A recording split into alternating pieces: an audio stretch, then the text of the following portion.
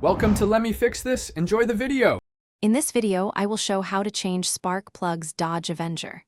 Start by parking on level ground and letting the engine cool, then disconnect the negative battery terminal and remove the engine cover if present. Label ignition coils or wires to avoid mixing them up and inspect boots for cracks. Prepare new plugs with the correct gap and anti-seize if recommended, and set your workspace with when removing old plugs. Take your time and work one cylinder at a time to avoid mistakes. Clean around each plug well to prevent debris falling into the cylinder, then remove the coil pack or ignition lead and unscrew the plug with steady pressure.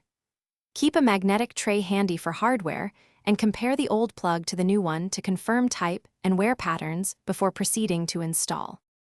Install new plugs carefully by hand threading first, then torque them to spec using a torque wrench for even sealing. Reinstall the ignition coils or wires in the exact order you removed them, and reconnect the battery after everything is secured. Start the engine and listen for smooth idling, then check for misfires or warning lights and re-torque if necessary after a short test drive to confirm everything is settled and sealed properly.